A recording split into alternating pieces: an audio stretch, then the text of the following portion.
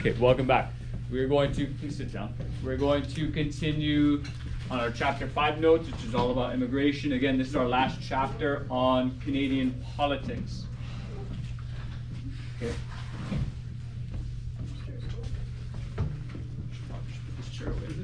With the Immigration Act and immigration into Canada, we chatted about this with refugee status in our little writing exercise as well. Obviously, for a variety of reasons, there are people that we want to keep out of the country, regardless of what their situation is. Okay, the first one is persons who have engaged in acts of espionage. Do we know what that word means? Spy. Espionage is spying, right? So have they spied on a country? Are they a spy? On that note, how many of you have heard of this is very public, although they don't talk about it much in the news from my understanding. In Canada, they found several fake police stations set up by the Chinese government. Kids heard of that? You've heard of it? Yeah, it's on the news here and there. Which, obviously is very questionable. We're a sovereign nation. We have our own borders. We have our own laws. And for another country to blatantly set up illegal, whatever you want to call it, I don't know exactly what they're up to, but it's very much real that they're doing that. So obviously, anyone engaged in that act is going to be kicked out. Subversion, do we understand what this word means? To subvert, what's a good thing?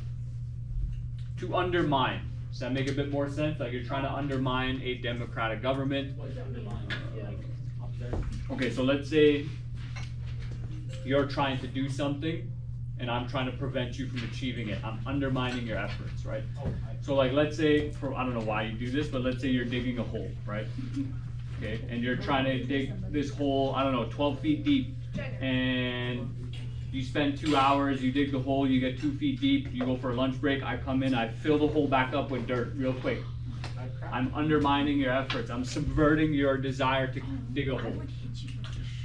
There's no way you'd hit me with a shovel. I'd hit you with the shovel first. I have longer arms. Look, I have better reach. Okay. I would duck under your swing and then I'd come back up, like. So persons who there are reasonable. Persons who there are reasonable grounds to believe will, while in Canada, engage in or instigate the subversion by force of any government. Again, this is kind of complicated. Basically, okay, find a new seat. You're gonna go sit over there. You, right there, in the brown jacket. You're gonna go sit over there. Okay, by the girl with the blonde hair and the black sweater. I can't say names on camera. Okay. You have a pencil. Thank God, you have 2. No, you have 1. And you have your notes, but they're empty. I can see from over here. Okay. So again, it's pretty reasonable that before we allow you into our country, we're going to make sure that you're not going to harm our country. You're not going to try to overthrow our government or overthrow our democratic process. Like let's say you've done that. Like okay, so let's say for whatever reason we're all digging holes and we want to find another person to help us dig a hole. We're not going to find a person who loves adding more dirt back into the hole, right? Like you wouldn't want that person on your team. Okay. That's basically what they're saying. We don't want people on our team who are going to harm our government procedures. Because, quite frankly, as terrible as democracy can be at times, it's a hell of a lot better than dictatorship, where you don't get a choice. I don't know if you kids really get a lot of choice in your lives. You obviously don't get that much choice in your schedule. Maybe you don't get to choose what kind of chores you do at home. But maybe you do. Maybe you negotiate.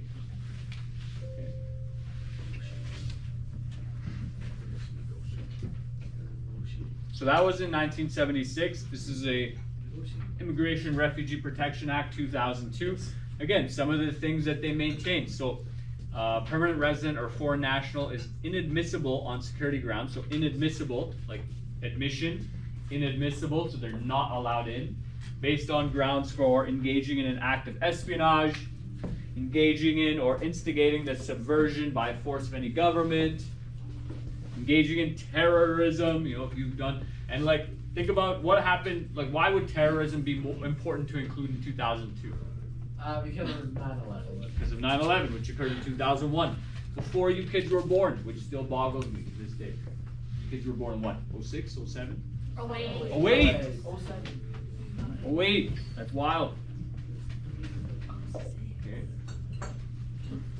I was very young when 9/11 happened. I would have been 5 years old. So obviously I don't remember like watching the news and because like some people who are like in school during that time, particularly in America, because some schools in America they show the news. So like a generation of people were traumatized because they're watching the news, and then it just like something takes over. It's like, oh my God, like this plane's flying into the World Trade Center. So these kids are watching this happen on the news TV live. You know, horrible. So I don't remember that in particular, but you know, I have certain memories in the years after as well. Being a danger to the security of Canada, you know, you wouldn't invite someone into your home who was harmful, would you? Like maybe you would because maybe you're not thinking straight, but if you knew that they were harmful, like think about it this way. Like if you knew someone was a thief, you wouldn't leave money laying around, would you?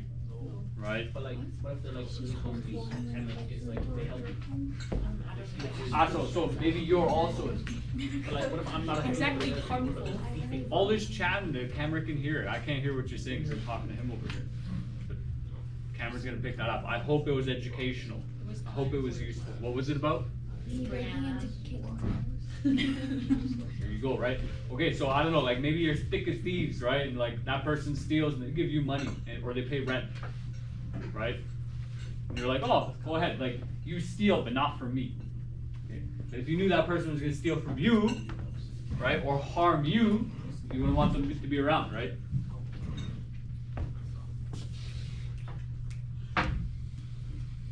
Like you know, and this might be a little like taboo, risque to say, but like let's say someone wasn't like 100% mentally healthy, and like at times they just snap and they just start harming things around them, punching holes in the wall, throwing stuff across the room, you know, like just every now and then just slapping somebody across the face, you know, because they looked at them wrong. Like you wouldn't want that person in your household, would you? Your household is like a small country. It has borders, right? Your house has a wall, right? Nobody here lives in a field, right? Anyone live in a field? Some of you, I shouldn't say. I live in You kind of look like it, man. You kind of look like it. I live in a hobbit hole. Okay, like you don't live in a field, right? Your house has borders, and those borders help to keep things out that you don't want in, like thieves, like wild loose dogs, like you know wild loose grade 9s, you know, little unhinged, you know, unprepared grade 9s, because you know then they're gonna bring their unprepared chaoticness into your house. You know, you want to keep them out, and so that's how borders function. They keep things out that you don't want in. Your body does the same thing, right? We keep out germs to an extent. When they get in, you get sick. If you got a weak immune system. I'm just messing with you. Okay. A lot of things can get you sick. Not getting enough sleep will get you sick. Anyways, engaging in acts of violence that would or might endanger the lives or safety of persons in Canada. You know, imagine they allow someone to migrate into Canada, and then they just like, you know, repeatedly poke people with sharp objects, right? Like, what should the government do in that situation? Arrest, deport, send them back, right? That's deportation. And, you know, quite frankly, like, is that reasonable? Yeah. Kind of. Well, like, I don't necessarily disagree, but I'd love to hear your thoughts. Like, why do you think it's reasonable? Because they killed everybody. Everybody, all 37 million. No. But they're harmful. Yes. They're harmful. Yeah. They killed everybody. Yeah, they're gonna kill everybody. It's kind of their fault for letting them into the country. Whose fault? The government. The government. And so what should be done? Like, let's say, I don't know, do you have siblings? Okay, so like, let's say one of your family members, someone related to your family, is murdered by someone who's an immigrant, migrated here. You know, should you be able to sue the government? Like, hey, you let this person in, and now my family member is dead because of your poor discrimination of who should and shouldn't be allowed into the country. That'd be fun. It's complicated, right? Like, what do you really do? Because you know your family member is not coming back. You know, what's your question? Unless you know necromancy. If you're born in Canada, can you get deported? To what? Ottawa? I don't know. Ship you back out to Ontario? Vanished. Yeah, we'll send you up north. Put you in a work camp, give you a pickaxe. Make you fight polar bears, right? No, I mean you can't like if that person is born in a country, so let's say Canada, and they commit a whole bunch of like, right? And they kill a bunch of people, you can ship them off to a maximum security prison, right? So you are saying like, hey, we're removing your right, freedom of movement and freedom of person, let's say. We're gonna put you in a cell, a cage, like an animal, because that's how you treat people, right? You know. What's that? Why did you say something like that? Why would you say so rude? Okay. But you know what a lot of people do? Hey, you guys know about that guy who chopped off some dude's head on a Greyhound bus? What? Yeah, this guy. I don't remember all the details. I was kind of young. I was in high school. This guy, he was on a do you even know what Greyhound buses are? No. Okay, so Canada used to have this busing system that would take you from province to province, right? Like let's say you needed to move and you couldn't just take all your stuff in a plane, or you couldn't afford a plane ticket, so maybe you buy like a ticket from here to like Montreal, pay $200-300, a little bit more affordable than a $600-700 plane ticket. Okay, so these buses, you know, there's no metal detector, there's no police record check or child intervention check, and you just get on the bus like well, there's no bus system really in Leduc, right? Same as the way a bus functions. Anyways, this guy, he's on this bus, and after this incident occurred, they interviewed a bunch of people about it. I think there's a documentary about it as well. Anyways, Traumatizing. yeah, it honestly was. It honestly was. I haven't even told you all the details yet. I just told you one of the parts. Okay, so this guy, the people said that he was in fact, like he was tweaking. Let's be honest. He was kind of crazy. Targets. I think I know what documentary you're talking about because I think I researched it before. Was it involving a murder where he like consumed like? Yes. I believe it's called "Don't F with Cats." Yeah. Is that it? I believe it's that one where he like once he murdered the person on the bus, he consumed that person. Yeah. Yeah. Right? So, anyways, this guy, like, he's kind of crazy, and I'm kind of responding to your question about the prison, of what do you do when the person's in Canada. So, this guy, he goes a little crazy, he has a knife, he stabs someone, he stabs the guy like a bunch, like on repeat, right? Yeah. Like he stabs him a bunch of times.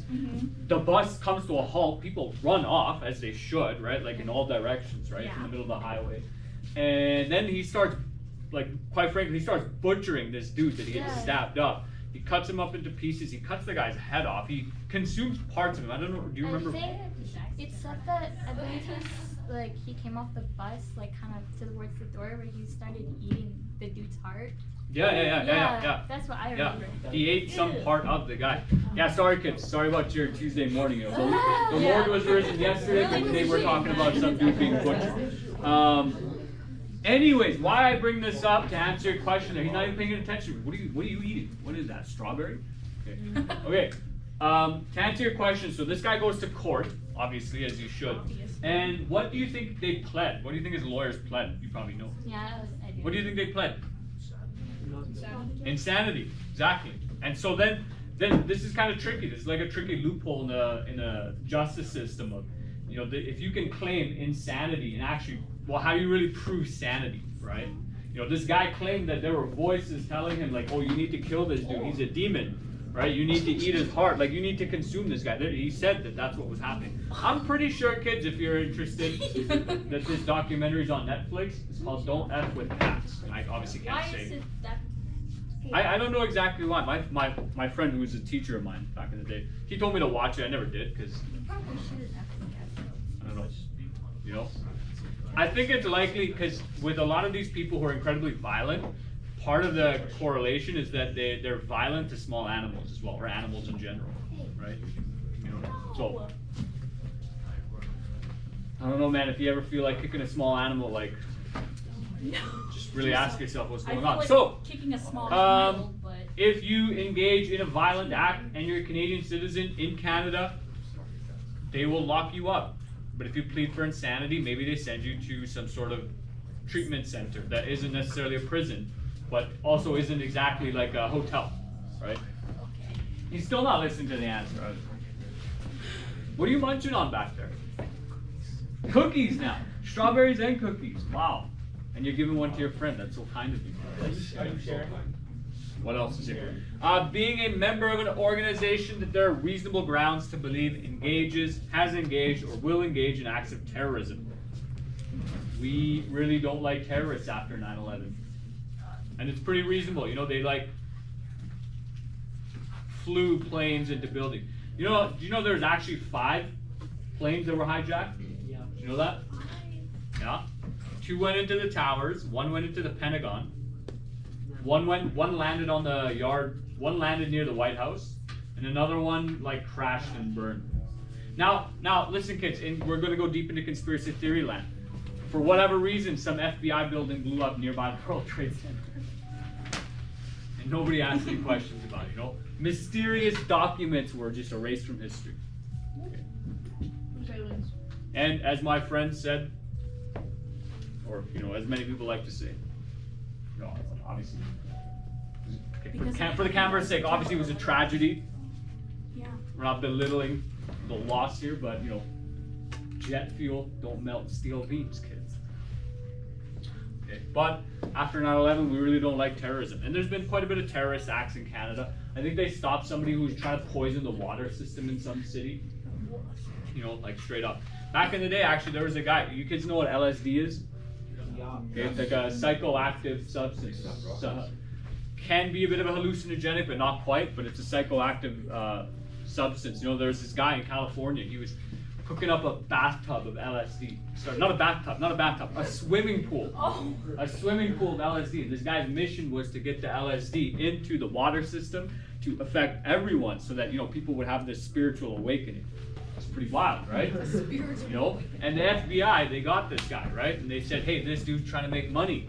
And when I was listening to this podcast, these guys talking about it, they both laughed at that notion. Because they're like, you know, if you've been around LSD that long, it's like, why would you care about money? It's kind of funny. But that could be considered an act of terrorism. Biological terrorism, right? Very similar to, you kids ever seen Batman Begins? No way, you've never seen Batman Begins? Like with Christian Bale, like the best Batman? No. Yeah. So they try to like do the opposite of the LSD effect. They're like, instead of a chemical that makes you feel better about yourself, we're gonna give you a chemical that just makes you feel horrible, right? And it gives you these horrible, horrific hallucinations about all your fears, right? That's a terrorist attack. It's biological warfare. By Scarecrow or something? Yeah, by Scarecrow. Yeah. Okay. So acts of terrorism aren't just like, you know, putting on a little vest and then blowing up. It's also, it can be like, can be a lot of things. Okay. It doesn't always look like that, but you know, that's how they portray it. Okay. I love how this guy's holding up his binoculars. We're gonna see it, boys. Okay. I don't know what this guy has, like a canteen. Like, just in case we get thirsty. A map. That could be a map, right? It does not. A food. What is this about? Wow, collective rights. We just did that, chapter 4. Anyways, I have an improved document, but that's my high school stuff because I don't know. I just don't really improve this stuff. I don't know why not. I do know. I'm just not saying. Okay. Because I suck. No, it's because we suck. That's not because you suck. Not at all.